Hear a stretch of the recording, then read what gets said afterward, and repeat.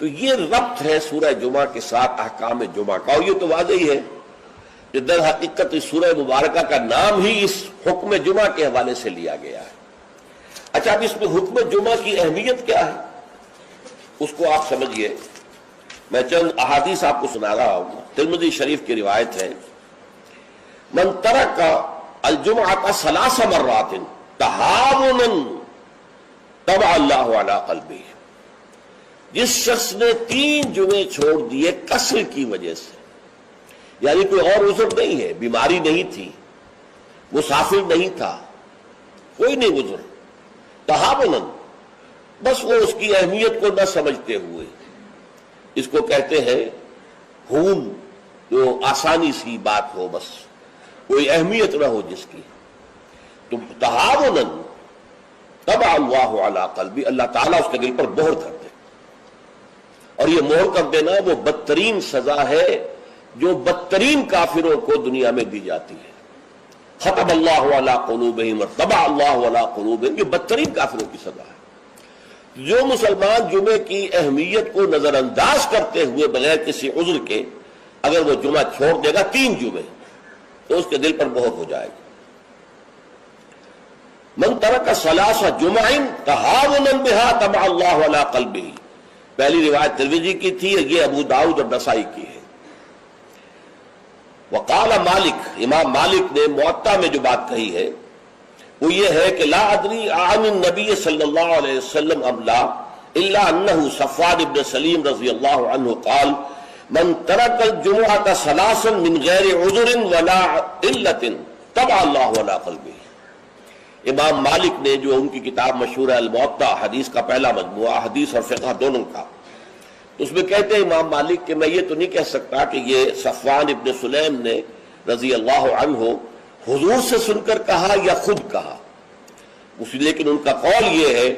کہ جس نے بھی 3 جمعے ترک کر دیے بغیر کسی عذر کے، بغیر کسی بیماری کے، طبع اللہ علی قلبہ، اللہ تعالیٰ اس کے دل کے اوپر مہر کر دے گا۔ سب سے سخت حدیث یہ صحیح مسلم کی ہے، عبداللہ ابن عمرو بن العاص اور ابو ہریرہ دونوں سے مروی ہے رضی اللہ تعالی عنہما، انہما سمعا النبی صلی اللہ علیہ وسلم، یہاں بالکل یہ مرفوع حدیث ہے کہ ان دونوں نے سنا حضور سے یہ فرماتے ہوئے، لَيَنْتَهِيَنَّ أَقْوَامٌ مِّنْ غَدَرِهِمُ الْجُمُعَاتِ أَوْ لَيَخْتِمَنَّ اللَّهُ عَلَىٰ قُلُوبِهِمْ ثُمَّ لَيَكُونُنَّ مِنَ الْغَافِلِينَ، لوگ باز آ جائیں اپنی جمعے کی نماز کو ترک کرنے سے، ورنہ لازماً اللہ تعالیٰ ان کے دل پر ختم کر دے گا، مہر لگا دے گا۔ یہ وہی لفظ ہے جو سورہ بقرہ کی ابتدا میں آیا ہے، ان الذین کفروا سواء علیہم انذرتہم ام لم تنذرہم لا یؤمنون ختم اللہ علی قلوبہم وعلی سمعہم وعلی ابصارہم غشاوہ، پھر وہ غافلوں میں سے ہو جائیں گے۔ اسی صحیح مسلم میں حضرت عبداللہ ابن مسعود سے ایک اور روایت ہے، ان النبی قال لقوم یتخلفون عن الجمعۃ لقد ہممت ان آمر رجلا یصلی بالناس ثم احرق على رجال یتخلفون عن الجمعۃ بیوتہم، حضور نے فرمایا میرا یہ دل چاہتا ہے کہ میں کسی اور شخص کو امامت کے لیے کھڑا کر دوں اور ان لوگوں کے گھروں میں جا کر ان کے سمیت آگ لگا دوں کہ جو جمعے کے اندر حاضر نہیں ہوتے۔ اب آپ ایک طرف حضور کی شخصیت کو دیکھیں، آپ کے اندر نرمی تھی، رقت تھی، شفقت تھی، محبت تھی، رأفت تھی، لیکن دوسری طرف سختی کا یہ عالم ہے کہ جمعے کی اہمیت تاکہ معلوم ہو جائے کہ جمعے کی اہمیت کیا ہے۔ یا ایھا الذین آمنوا اذا نودی للصلاۃ من یوم الجمعۃ فاسعوا الی ذکر اللہ وذروا البیع، اے ایمان کے دعوے دارو، جب پکارا جائے نماز کے لیے جمعے کے دن، مراد ہے نماز جمعہ، ویسے تو ظاہر بات ہے کہ اذان تو فجر کی بھی ہوگی، عصر کی بھی، مغرب کی بھی، عشاء کی بھی، یہاں مراد کیا ہے؟ نماز جمعہ کے لیے جب اذان دی جائے فاسعوا الی ذکر اللہ، لفظی ترجمہ تو ہوگا تو پھر دوڑ پڑو اللہ کے ذکر کی طرف، صحیح کے معنی دوڑنا ہے، لیکن یہ کہ چونکہ حضور نے صلی اللہ علیہ وسلم دوڑنے سے منع کیا ہے، لہذا لپکو، یعنی ہمتاً متوجہ ہو جاؤ۔ اب کوئی کاروبار دنیاوی تمہیں ذرا اس گاہک کو نپٹا لوں، پھر نہیں، فوراً کاروبار بند۔ فرمایا فاسعوا الی ذکر اللہ وذروا البیع، کاروبار چھوڑ دو، ذالکم خیر لکم ان کنتم تعلمون، یہی تمہارے لیے بہتر ہے اگر تم سمجھو۔ اب دیکھیے، غور کیجئے اس میں کہ ہو سکتا ہے کوئی شخص، کوئی دکاندار بیچارہ صبح سے بیٹھا تھا، کوئی گاہک نہیں آیا، عین جس وقت گاہک دکان میں داخل ہوا اسی وقت اب اذان جمعہ کی آواز آ گئی. اب بڑے سخت امتحان میں ہے وہ، لیکن فرمایا گیا ذالکم خیر لکم، بظاہر گھاٹے کا سودا ہے، صبح سے بیکار بیٹھے تھے، کوئی گاہک نہیں تھا، اب آیا ہے تو نماز کی اذان آ گئی، چھوڑ کے جانا پڑے گا. ضرور پڑے، کاروبار چھوڑ دینا یہ لازم ہے، یہ حکم ہے، یہ واجب ہے، فرض ہے چھوڑ دینا، اس میں کسی قسم کی کوتاہی جو ہے وہ پسندیدہ نہیں ہے. تو جمعے کی اہمیت کے لیے ایک طرف تو قرآن مجید کے یہ الفاظ، یا ایھا الذین آمنوا اذا نودی للصلاۃ من یوم الجمعۃ فاسعوا الی ذکر اللہ وذروا البیع ذالکم خیر لکم ان کنتم تعلمون، اور اس کے ساتھ جمع کیجئے وہ احادیث جو میں آپ کو سنا چکا. اگر 3 جمعے کسی مسلمان نے بغیر عذر کے، ہاں عذر ہو سکتا ہے، آپ بیمار ہیں تو آپ پر فرض نہیں ہے، آپ مسافر ہیں تو مسافر پر فرض نہیں ہے، آپ غلام ہیں کسی کے تو آقا کی اجازت کے بغیر نہیں جا سکتے، لہذا غلام پر بھی جمعہ فرض نہیں ہے، بچے پر بھی جمعہ فرض نہیں ہے، خواتین پر جمعہ فرض نہیں ہے، وہ اپنی ظہر کی نماز اپنے گھروں میں ادا کریں، جمعہ کی فرضیت نہیں ہے. لیکن جس پر جمعہ فرض ہے اور پھر وہ صرف تہاوناً، کسل مندی یا اس کی اہمیت کو نہ سمجھتے ہوئے وہ اگر جمعے مسلسل 3 ترک کر دے گا تو طبع اللہ علی قلوبہم بھی آ گیا، اور ختم اللہ علی لیختمن اللہ علی قلبہ، اللہ تعالیٰ اس کے دل کے اوپر مہر کر دے گا. اچھا، اس میں اب جو نوٹ کرنے کی بات ہے وہ یہ ہے، جمعے کو جمعہ بنانے والی شے خطبہ جمعہ ہے. نماز تو ظہر کی نماز کا قائم مقام جمعہ ہے نا، ظہر کے 4 فرض ہیں اور جمعے کے 2 ہیں، تو نماز اصل شے نہیں ہے، اصل شے جو ہے خطبہ جمعہ ہے جس نے کہ جمعے کو اہمیت دی. اس لیے کہ خطبے میں تعلیم ہوتی ہے، تلقین ہوتی ہے، جسے میں نے کہا اصل جو مقصد ہے یہ ہفتے وار اجتماع ہے. اس ہفتے وار اجتماع میں تازہ کرنا ہے اپنے نظریے کو، اپنے خیالات کو، اپنے نظریات کو، اپنے عقائد کو تازہ کرنا ہے، اسے پانی دینا ہے، سینچنا ہے، اور یہ کام در حقیقت خطبے کا ہے. ویسے یہ کہ تاریخی اعتبار سے جان لیجئے کہ اسلام جو ہے، شروع سے اسلام ہے، حضرت آدم سے لے کر حضور تک اور آج تک اصل دین جو ہے وہ اسلام ہے. ان الدین عند اللہ الاسلام. یہ تو اسلام کے ایڈیشنز ہیں کہ ایک خاص احکام جو حضرت موسیٰ کو دیے گئے تو وہ اس وقت کے لوگوں کے لیے وہ لازم تھے، پھر وہ احکام جو ہے شریعت محمدی کی شکل میں آئے ہیں صلی اللہ علیہ وسلم تو ہم پر وہ واجب ہے، لازم ہے. لیکن یہ کہ یہ نظام جو ہے رہا ہے ان تمام مذاہب میں کہ ہفتے کے ایک دن کو فارغ کیا جائے اللہ کی یاد کے لیے. چنانچہ یہ حکم جمعہ ہی تھا کہ جو دیا گیا تھا امت موسوی کو علی نبی صلاۃ والسلام، جمعے کا دن تھا. ہمیشہ سے جمعے ہی کا دن جو ہے وہ در حقیقت مقدس دن ہے، اور جمعے ہی کا دن ہے کہ جو ابتدائے آفرینش سے چلا آ رہا ہے اس کام کے لیے. لیکن یہودیوں نے اپنی جو بھی شر پسندی تھی ان کے اندر، ان کے مزاج میں جو بغاوت تھی، ان کا جمعے کو چھوڑو جی ہفتہ کرو، تو اللہ تعالیٰ نے بھی پھر ہفتہ ہی ان پر فرض کر دیا. اور ان کے ہاں یہ ہفتہ اتنا سخت تھا، جمعے کی مغرب کی نماز کے بعد سے لے کر اگلے ہفتے کی مغرب تک 24 گھنٹے کوئی کاروبار دنیاوی مطلقاً حرام تھا. آج بھی امریکہ کے اندر جو لوگ رہتے ہیں، جو کہ پریکٹسنگ جیوز ہیں، جن کے وہ لمبے لمبے بال ہوتے ہیں، ادھر زلفیں ہوتی ہیں،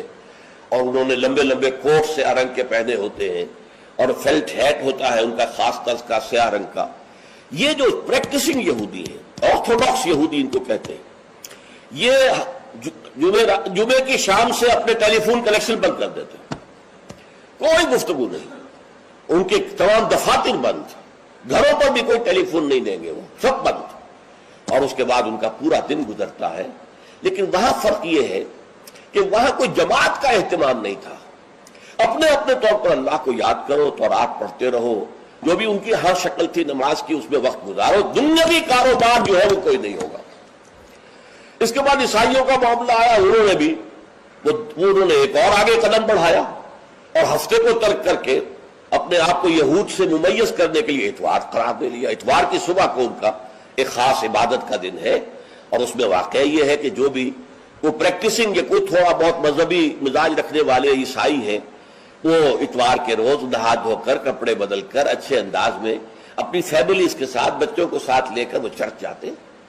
وہاں ان کی جو بھی نماز ہے وہ نماز پڑھتے ہیں، ان کا جو بھی پادری ہے وہ خطبہ دیتا ہے، سربند ہوتا ہے، تو یہ ان کے لیے اتوار کا دن تھا۔ اس کے بعد جب یہ دونوں تہذیبیں جمع ہو گئی، یہودی جو ہے انہوں نے گویا کہ غلبہ حاصل کر لیا عیسائیوں پر، تو اب انہوں نے ویکینڈ کر لیا، سیٹرڈے اور سنڈے بوتھ، تاکہ دونوں کے دونوں کور ہو جائیں، یہودیوں کا معاملہ بھی آ گیا، عیسائیوں کا بھی آ گیا۔ حضور صلی اللہ علیہ وسلم کی امت کے لیے دو کام کیے گئے،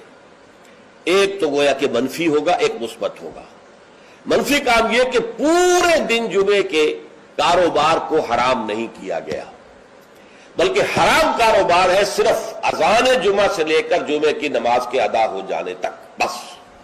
اس دوران میں کاروبار دنیاوی مطلقاً حرام، کوئی کاروبار، آپ جائز سے جائز کاروبار کر رہے ہیں، صحیح سے صحیح کاروبار کر رہے ہیں، لیکن وہ بھی حرام ہے اس وقت اگر آپ نے کیا ہے جبکہ جمعے کی اذان ہو چکی ہے اور جبکہ نماز ابھی ادا ہو رہی ہے، اس دوران حرام۔ لیکن باقی دن کے اندر حرمت نہیں رکھی ہے، البتہ میں ابھی آپ کو بتاؤں گا۔ تشویق یہ ہے کہ صبح سے لے کر جمعے تک کا وقت جو ہے یاد الہی میں بسر کیا جائے، تشویق اور ترغیب ہے، اس لیے کہ اگلی آیت میں ہم پڑھیں گے کہ جب جمعہ کی نماز ادا ہو چکے تو تم منتشر ہو سکتے ہو زمین میں اور جاؤ اور اپنے کاروبار میں لگ جاؤ۔ لیکن جمعے سے قبل کے بارے میں کچھ نہیں کہا، نہ تو یہ کہا کہ کاروبار نہیں کر سکتے، نہ یہ کہا کہ کرو جاؤ تمہیں اجازت ہے، نہیں، وہاں سکوت اختیار کیا قرآن نے۔ فَإِذَا قُضِيَتِ الصَّلَاةُ فَانتَشِرُوا فِي الْأَرْضِ وَابْتَغُوا مِن فَضْلِ اللَّهِ، جب نماز ادا ہو چکے تو تم زمین میں منتشر ہو سکتے ہو۔ یہاں پر بھی اگرچہ وجوب کا لفظ آیا ہے کہ فَانتَشِرُوا، منتشر ہو جاؤ، لیکن یہاں جو ہے مانا ہے تمام علماء نے کہ یہ وجوب جو ہے یہ کسی شے کی فرضیت کے لیے نہیں ہے کہ لازماً جمعے کے بعد منتشر ہو جانا ضروری ہے، بلکہ استحباب ہے، جا سکتے ہو، اجازت ہے، مباح ہے۔ کاروبار کی حرمت کا معاملہ ختم ہو گیا جیسے ہی جمعے کی نماز ادا ہو چکی، اب آپ جائیں، اپنے دفتر میں جائیں، اپنے کاروبار میں جائیں، اپنی دکان پر جائیں، کوئی اعتراض نہیں۔ لیکن یہ ہے کہ جہاں تک پہلے کا وقت ہے اس کے بارے میں کوئی بات نہیں آئی، یہ احادیث میں آئی ہے اور اسے تبکیر کہتے ہیں۔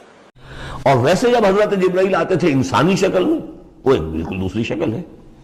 وہ تو یہ کہ حضرت دحیہ کلبی جو ہے رضی اللہ تعالیٰ عنہ، وہ بہت حسین صحابہ میں سے بہت صحیح حسین انسان تھے، ان کی شکل میں بالعموم ان کی صورت میں حضرت جبرائیل آتے تھے، لیکن وہ وحی نہیں شمار ہوتی۔ ہم نے السنہ وہ حدیث جس میں جبرائیل آئے اور حضور نے فرمایا جبریل تھے جو تمہیں تمہارا دین سکھانے آئے تھے، لیکن وہ قرآن میں نہیں ہے، السنہ ہے، قرآن نہیں ہے۔ البتہ یہ کہ حضرت جبرائیل کو ان کی اصل ملک کی شکل میں حضور نے اپنی ان آنکھوں سے 2 مرتبہ دیکھا ہے۔ ایک مرتبہ بالکل آغاز میں، جبکہ حضرت جبرائیل جو ہیں ایسے ظاہر ہوئے، حضور اتر رہے تھے غار حرا سے، جبل نور سے، تو آپ کو آواز آئی یا محمد۔ یہ پہلی وحی کے بعد جو فترت ہوئی ہے، کچھ عرصے کے لیے وحی رکی نہیں، اس وقت واقعہ پیش آیا۔ آپ نے سامنے دیکھا، پیچھے دیکھا، کوئی نہیں، نظر کوئی نہیں آیا۔ پھر تھوڑی دیر آپ چلے گئے، شاید مجھے کوئی دھوکہ لگا ہے، ایسی میں نے سنا ہے، کوئی آواز نہیں تھی۔ پھر آیا یا محمد، پھر دیکھا 2-3 مرتبہ کوئی نظر نہیں آیا، تو کچھ خوف سا محسوس ہوا۔ تیسری مرتبہ یا محمد، تو اچانک حضور کی نگاہ اوپر اٹھی، تو حضرت جبرائیل فرشتے کی جو اصل شکل ہے اس میں وہ تھے افق پر، اور پورا افق بھرا ہوا تھا۔ تو اصل ملک کی صورت میں حضرت جبرائیل کو حضور نے اس وقت دیکھا، اور ایک دیکھا ہے پھر عند سدرۃ المنتہا، شب معراج میں، جب ساتھ آئے ہیں لے جانے کے لیے انسانی شکل میں تھے، کوئی سواری بھی ایسی تھی جس کو کہ براق کہا جاتا ہے، وہ بھی محسوس شے تھی، لیکن یہ کہ جہاں انہوں نے کہا 7ویں آسمان پہ جا کر کہ بس اب آگے میری گنجائش، اب آگے آپ کو اکیلے جانا ہے، اس سے آگے اگر میں گزرا میرے پر جل جائیں گے، بے سوز تجلا بے سوز پرم، اگر یکسر منہ برتر پرم، اگر میں نے اب اس سے آگے ایک بال برابر بھی میں آگے بڑھا تو میرے پر جل جائیں گے، تب آگے آپ کا کام۔ اس وقت بھی وہ ان کی اصل شکل میں ظاہر ہوئی حضرت جبرائیل علیہ السلام۔ یہ بات اس لیے ضروری ہے کہ جیسے محدثین جو ہیں وہ اس کی تحقیق کرتے ہیں کہ حضور سے کس نے سنا، اس سے جو روایت کر رہا ہے کہ میں نے اس صحابی سے سنا جو تابعی ہے، آیا ان کی ملاقات بھی ثابت ہے کہ نہیں؟ تابعین کے طبقے کا ایک شخص وہ ہے کہ جس کی عمر ابھی 6 برس کی تھی کہ وہ صحابی فوت بھی ہو گئے، اور وہ کہہ رہا ہے میں نے ان سے سنا، تو پھر وہ حدیث جو ہے محدثین اس کو قبول نہیں کریں گے۔ تو دیکھتے ہیں کہ لنک جو ہے مضبوط ہونا چاہیے۔ روایت ہے نا، ان فلاں ان فلاں ان فلاں،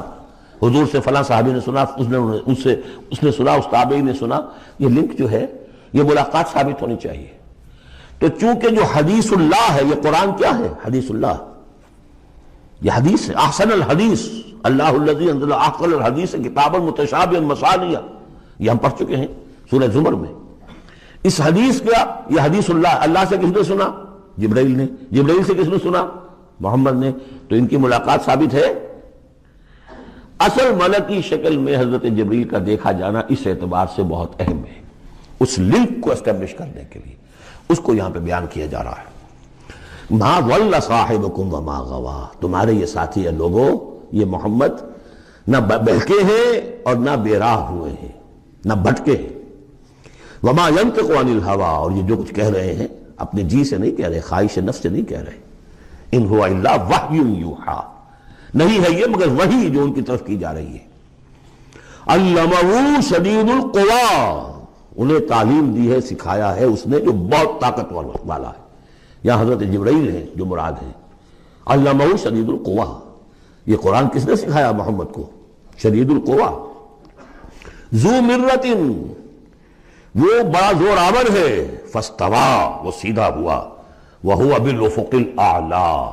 اور افق اعلیٰ کے اوپر وہ محمد کو نظر آ رہا تھا صلی اللہ علیہ وسلم۔ ثم دنا فتدلی، پھر ذرا نیچے کو لٹکا، قریب آیا، فکان قاب قوسین او ادنیٰ، اور پھر وہ اتنے قریب آ گیا کہ جیسے 2 کمانوں کا فاصلہ ہو یا اس سے بھی قریب۔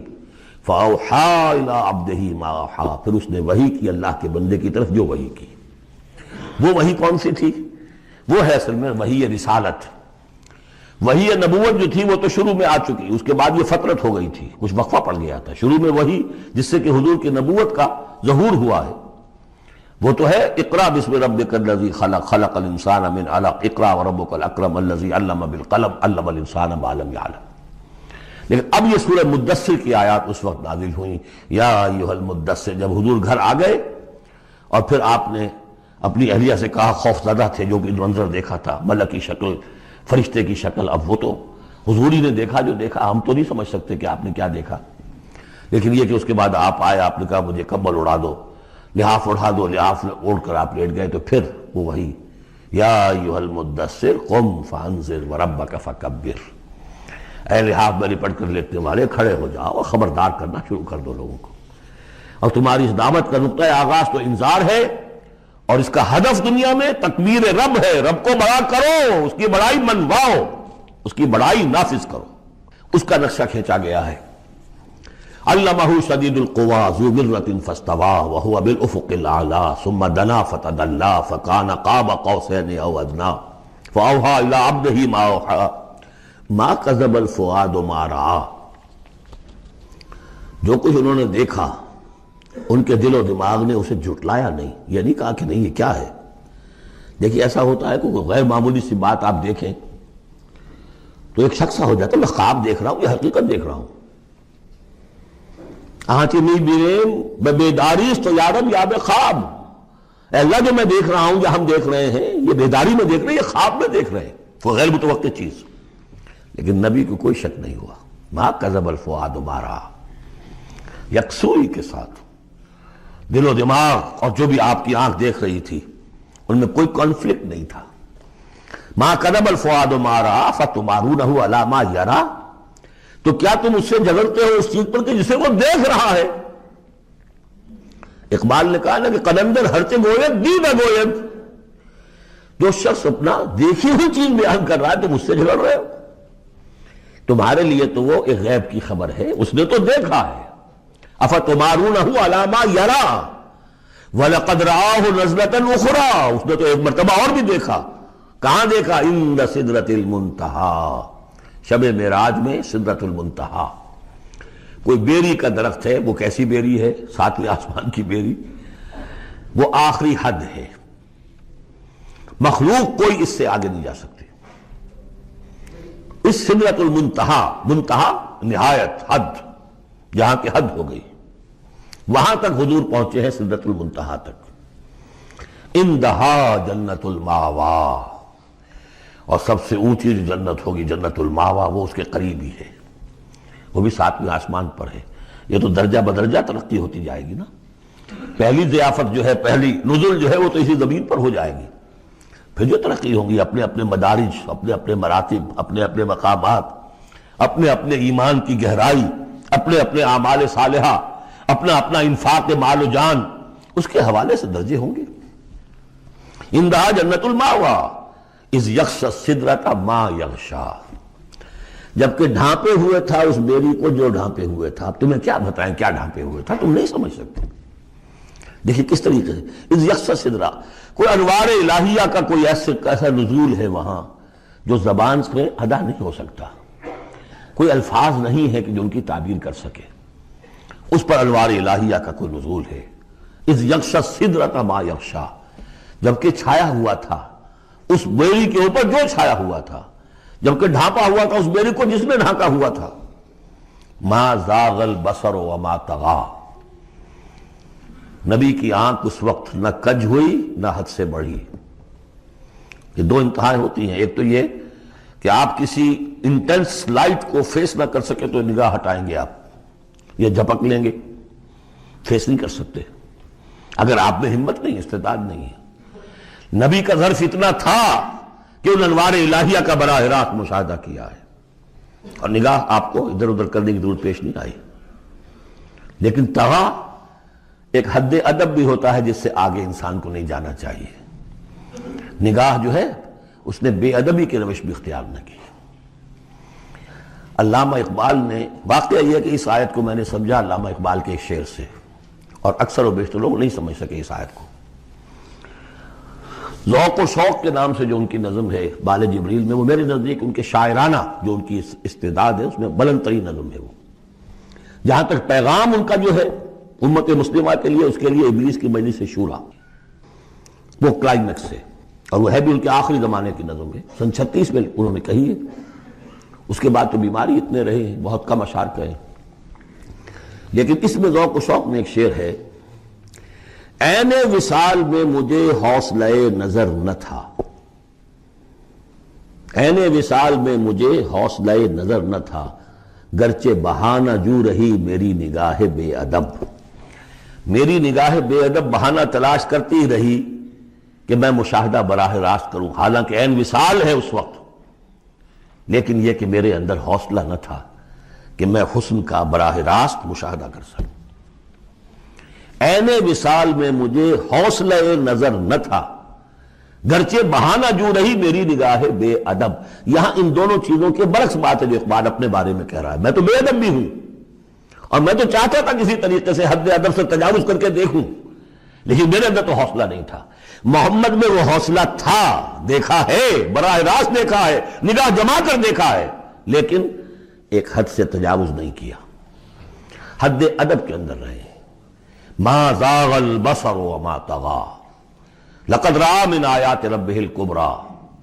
دیکھا انہوں نے اپنے رب کی عظیم ترین آیات کو۔ اب وہاں جا کر جو مشاہدہ ہوا ہے وہ تو اللہ کی عظیم ترین آیات کا ہے، اور اسی سے در حقیقت دلیل ہے ام المومنین حضرت عائشہ صدیقہ رضی اللہ تعالی عنہ اور حضرت عمر رضی اللہ تعالی عنہ کا جو قول ہے۔ شب معراج میں بھی حضور نے اللہ کو نہیں دیکھا، اللہ کی عظیم ترین آیات کو دیکھا، جو تجلی تھی اس وقت اللہ کی۔ حضرت عائشہ صدیقہ کا کہنا تو یہ ہے کہ نور لا یرا، وہ نور ہے، دیکھے کیسے جا سکتا ہے۔ بہرحال وہاں بھی قرآن جو کہہ رہا ہے وہ یہ نہیں کہہ رہا ہے کہ اللہ کو دیکھا، نہیں، جیسے کہ وہ جو شب معراج میں پہلا سفر کا حصہ تھا زمینی، مسجد حرام سے مسجد اقصی تک، سبحان الذی اسریٰ بعبدہ لیلا من المسجد الحرام الى المسجد الاقصی الذی بارکنا حولہ لنریہ من آیاتنا، وہاں پر بھی اللہ نے اپنی آیات کا مشاہدہ کرایا، لیکن وہ زمینی آیات ہیں اللہ کی، وہ برکات جو ہیں زمینی ہیں۔ یہ تجلی جو ہو رہی ہے یہ ہو رہی ہے اس سدرۃ المنتہا پر، آخری حد ہے، مخلوق کی آخری حد ہے۔ اس سے آگے کہیے حرم ہے، حریم ذات ہے اللہ کی، جس میں کسی غیر کا کوئی دخل ممکن نہیں۔ اس حد پر جا کر جو وہاں تجلیات باری تعالیٰ تھے ان کا مشاہدہ کیا ہے۔ لقد رأى من آیات ربہ الکبریٰ، حج نہ کریں استطاعت کے باوجود، وَلِلَّهِ عَلَى النَّاسِ حِجُّ الْبَيْتِ مَنِ اسْتَطَاعَ إِلَيْهِ سَبِيلًا وَمَنْ كَفَرَ فَإِنَّ اللَّهَ غَنِيٌّ عَنِ الْعَالَمِينَ۔ اللہ کا حق ہے انسانوں کے اوپر جو بھی استطاعت رکھتے ہو سفر کی، اخراجات ان کے پاس موجود ہوں اور ان کی صحت بھی ہو کہ وہ سفر کر سکتے ہوں، ان کے اوپر فرض ہے کہ وہ اللہ کے گھر کا حج کرے۔ اور جو کفر کرے گا، کفر سے مراد اب یہاں کیا اس آیت میں کہ جو استطاعت کے باوجود حج نہیں کرتا۔ وَلِلَّهِ عَلَى النَّاسِ حِجُّ الْبَيْتِ مَنِ اسْتَطَاعَ إِلَيْهِ سَبِيلًا۔ اس حوالے سے یہ تھوڑی سی یاد دہانی ہو جائے ان لوگوں کے لیے کہ جو استطاعت رکھتے ہو اور حج نہ کیا ہو، پہلی فرصت میں اس فرض کو ادا کرنے کی کوشش کریں۔ یہ نہیں کہ جب زندگی کے آخری سانسیں آ رہی ہوں، بوڑھے ہو گئے ہوں، کوئی اور کام اب رہا ہی نہیں بڑے میاں کے لیے، اب چلے ہیں حج کرنے کے لیے، وہ دوسروں کے لیے بوجھ بنے ہوئے ہیں۔ یہ نہیں، جلد از جلد فرض فریضے کو، کیا پتہ کل موت آ جائے۔ تو اگر آپ نے فرض ادا نہیں کیا ہے تو بہت بڑا اس کو کفر سے تعبیر کیا گیا۔ وَمَنْ كَفَرَ، جو حج نہیں کرتا تو گویا کہ وہ کفر کر رہا ہے۔ وَلِلَّهِ عَلَى النَّاسِ حِجُّ الْبَيْتِ مَنِ اسْتَطَاعَ إِلَيْهِ سَبِيلًا۔ اب یہ لام اور علا کا استعمال یہاں پھر دیکھ لیجئے، اللہ کا حق ہے لوگوں پر، للہ علی الناس، جیسے وہ جو دعا ہے جو میں نے بہت مرتبہ سنائی ہے کہ اے اللہ اس قرآن کو ہمارے حق میں دلیل بنا دے، ہمارے خلاف نہ بنائیو، وَاجْعَلْهُ لَنَا حُجَّةً وَلَا عَلَيْنَا، یہ ہمارے حق میں دلیل بن جائے، حجت بن جائے۔ تو اس اعتبار سے القرآن حجت لک او علیک، حدیث یہ ہے کہ حضور نے فرمایا کہ یہ قرآن جو ہے یہ تمہارے حق میں دلیل ہے یا تمہارے خلاف، میرے اور آپ کے خلاف دلیل بن کر کھڑا ہوگا۔ اللہ یہ مجھے مانتے تھے، پڑھتے نہیں تھے، مجھے مانتے تھے کہ میں تیرا کلام ہوں لیکن مجھے سمجھنے کے لیے عربی سیکھنے کو تیار نہیں تھے، مانتے تھے میں اللہ کا تیرا کلام ہوں لیکن مجھ پر عمل نہیں کرتے تھے، تو یہ حجت بن جائے گی نہیں میرے اور آپ کے خلاف۔ تو وہی بات یہاں پر ہے، علا آتا ہے کسی کی مخالفت کے لیے اور لام آتا ہے کسی کے حق میں ہونے کے لیے۔ وَلِلَّهِ عَلَى النَّاسِ حِجُّ الْبَيْتِ مَنِ اسْتَطَاعَ إِلَيْهِ سَبِيلًا، اور اللہ کا حق ہے لوگوں پر کہ وہ اس کے اس گھر کا حج کرے۔ حج کے لفظی معنی قصد کرنا ہے، حاجی وہ ہوتا ہے کہ جو قصد کر رہا ہے، جو واپس آ رہا ہے وہ حاجی نہیں ہوتا۔ یہ ہمارے ہاں جو لفظ استعمال ہوتا ہے یہ غلط ہے۔ یہ حاج جو ہے وہ در حقیقت ہے ان کے لیے آمین البیت الحرام، یہ اما یومو بھی آتا ہے اور حج یحجو بھی آتا ہے، یہ دونوں الفاظ آتے ہیں قصد کر، جو جا رہا ہے وہ حاجی ہے، جو کر کے واپس آ گیا وہ حاجی نہیں ہے، وہ تو حاجی اب دنیا کا، حاجی اپنے گھر کا ہے، وہ اپنے گھر کا قصد کر کے واپس جا رہا ہے تو وہ حاجی اللہ کے گھر کا نہیں ہے بلکہ وہ اپنے گھر کا حاجی ہے اس وقت۔ البتہ جب جا رہے ہیں تب وہ در حقیقت اللہ تعالیٰ کے گھر کا قصد کرتے ہوئے سفر کر رہے ہیں تو وہ حاجی ہیں۔ وَلِلَّهِ عَلَى النَّاسِ حِجُّ الْبَيْتِ مَنِ اسْتَطَاعَ إِلَيْهِ سَبِيلًا، البتہ اس کے ساتھ یہ اضافہ لگا دیا جو استطاعت رکھتا ہو اس کے راستے کی، یعنی اس کے سفر کے اخراجات پورے کر سکتا ہو اور اپنے جو بھی لائبلٹیز ہیں، ڈیپینڈنٹس ہیں اپنے، ان کے اس غیر حاضری کے عرصے تک کے لیے بھی ان کے اخراجات وغیرہ دے کر جا سکتا ہو۔ یہ نہیں ہے کہ ان کو بالکل بے یار و مددگار چھوڑ کر چل دے، جو ہے پونجی لے کر اور حج کے لیے چلا جائے، نہیں، ان کا اپنا حق ہے، ان کی اپنی ایک ضرورت ہے کہ جو پوری ہونی چاہیے۔ اگر اتنا ہے اور نہ آپ پر کوئی قرض ہے نہ کسی کا دینا ہے آپ نے، اس اعتبار سے بھی آپ کا دامن صاف ہے، اور پھر اب آپ کے پاس اتنی رقم ہے کہ آپ حج کے اخراجات برداشت کر سکتے ہیں تو اب آپ پر فرض ہو گیا حج۔ اور اگر یہ شکل نہیں ہے ان میں سے کوئی بھی تو پھر حج فرض ہے ہی نہیں۔ اور یہ لوگ جو پیسے مانگ مانگ کر چندے کر کے اور بھیک مانگ مانگ کر حج کرتے ہیں، یہ واقعتاً حج کو بدنام کرنے والے لوگ ہیں، وہاں پر بھی جا کر بدنام کرتے ہیں اور حج کو خراب کرتے ہیں۔ یہ جو سائلین، اور بہت اکثریت جو ان سائلین کی وہاں پر ہوتی ہے، وہ ہمارا ایک خاص علاقہ ہے، یہ سرائکی کا علاقہ جو ہے، یہاں سے بدترین جو ہے انسان وہاں پر بیگرز کی شکل کے اندر پہنچے ہوتے ہیں۔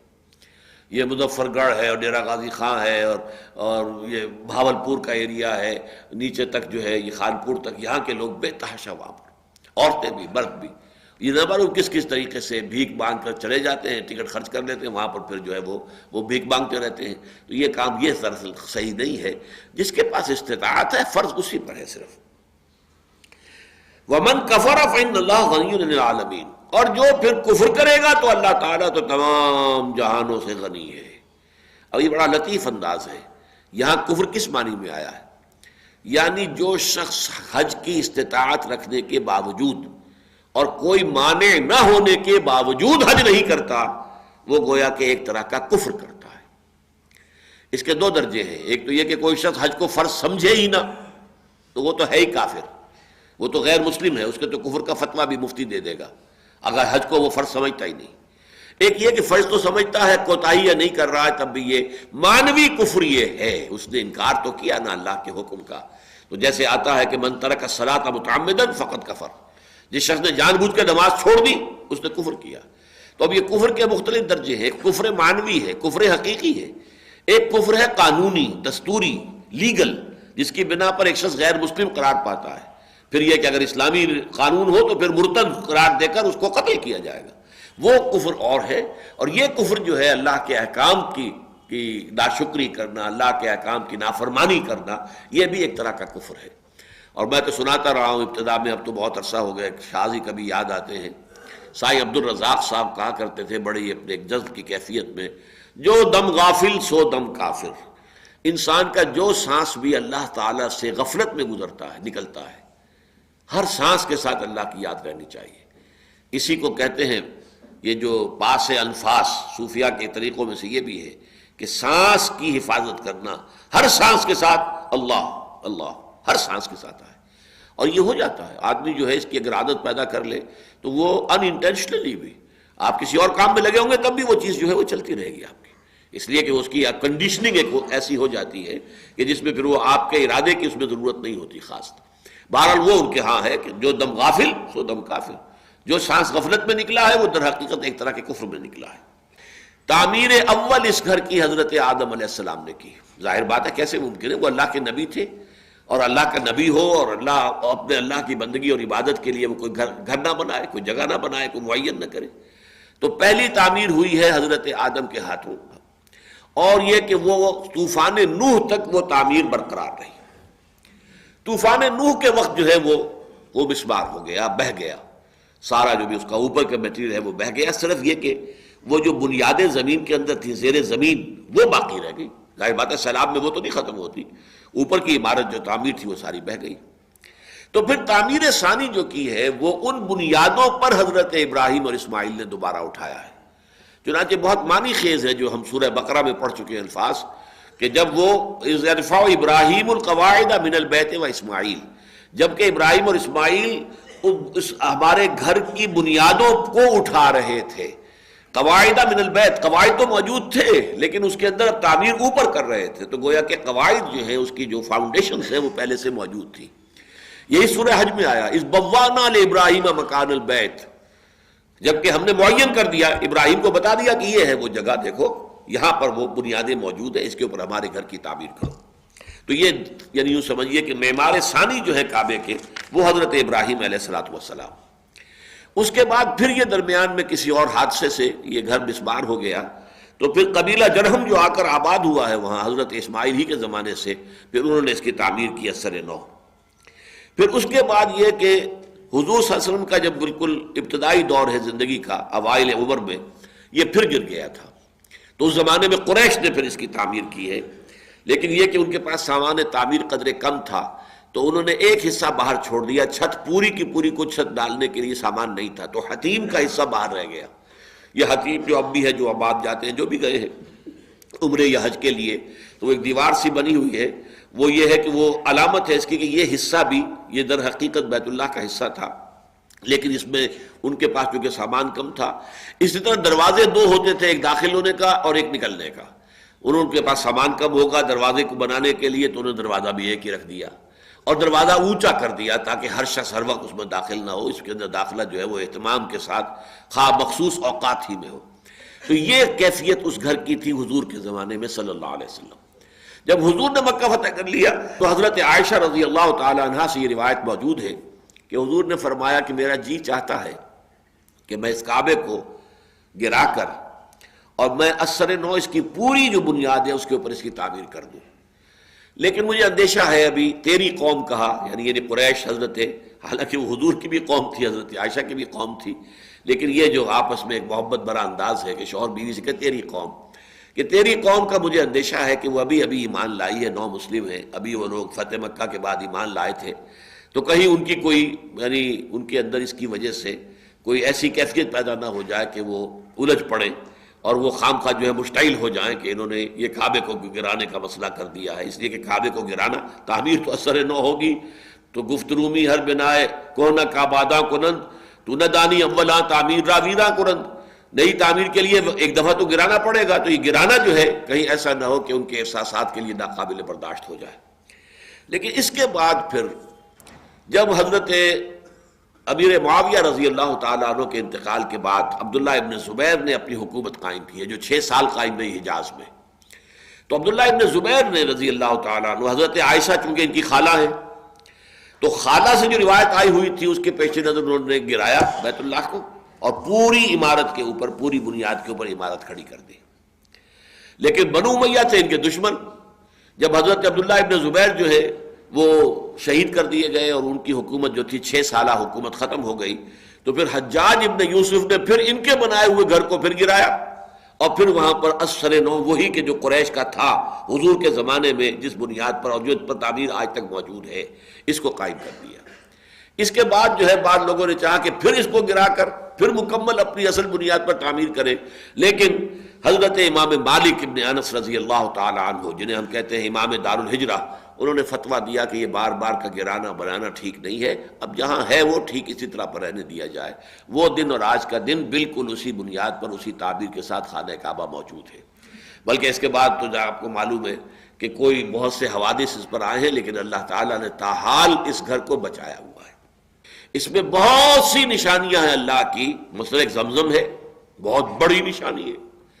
پانی چلا آ رہا ہے، چلا آ رہا ہے، چلا آ رہا ہے، کتنا پانی وہاں سے کھنچتا ہے کوئی تصور آپ نہیں کر سکتے۔ پورا عرب کے اندر مدینے چلے جائیے تو مسجد نبوی میں وہی مائع زمزم ہے، آپ چلے جائیے ریاض اور تبوک چلے جائیں اور الخبر چلے، ہر جگہ زمزم موجود۔ یہ بڑے بڑے ٹینکس جو ہے جو آپ کے یہاں پیٹرول وغیرہ کے چلتے ہیں، ان سے بھی کہیں بڑے وہ چل رہے ہیں، مسلسل دن رات چل رہے ہیں اور بھر بھر کر وہ پانی جا رہا ہے۔ اور یہ ایک معجزہ ہے، یہ پانی کہاں سے آ رہا ہے، کیا اس کی سورس ہے، پھر اس کی جو کیمیکل جو اس کی کانسٹیٹیوشن ہے وہ بھی ایک معجزہ بنی ہوئی ہے، وہ اس کے اندر غذائیت موجود ہے۔ 40 دن تک ایک انسان صرف اس کے اوپر جو ہے وہ گزارا کر سکتا ہے کہ اسے کسی اور غذا کی ضرورت نہیں ہوگی۔ کہاں سے ہے اس کے اندر یہ؟ اسی طرح کی ایک بہت بڑی نشانی یہ ہے کہ یہ جو کنکریاں ماری جاتی ہیں رمی جمرات،